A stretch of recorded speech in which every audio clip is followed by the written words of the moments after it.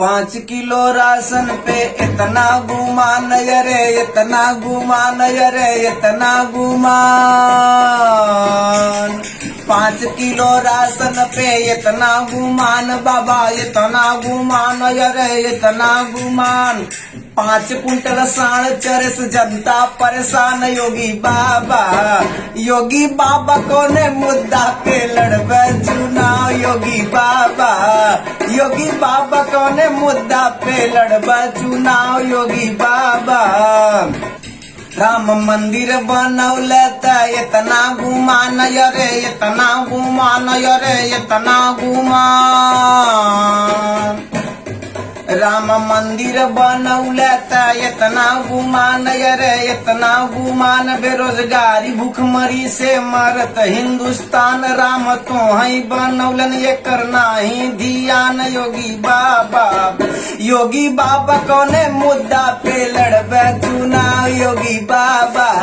योगी बाबा कौने मुद्दा पे लड़बे चुनाव, योगी बाबा। संगे खाई के किया दलितन संग ढोंग, दलितन संग ढोंग, दलितन संग ढोंग।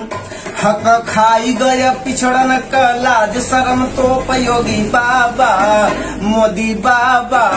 योगी बाबा कौने मुद्दा पे लड़बे चुनाव, योगी बाबा।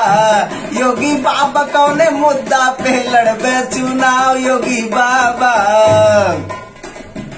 उद्घाटन खाली कैला ता इतना गुमान, अरे इतना गुमान, अरे इतना गुमान। ए बाबा उद्घाटन खाली कैलो त इतना गुमान, अरे इतना गुमान, अरे इतना गुमान।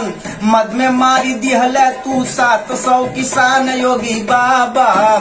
योगी बाबा कौने मुद्दा पे लड़बे चुनाव, योगी बाबा। योगी बाबा कौने मुद्दा पे लड़बे चुनाव, योगी बाबा। योगी बाबा कौने मुद्दा पे लड़बे चुनाव, योगी बाबा।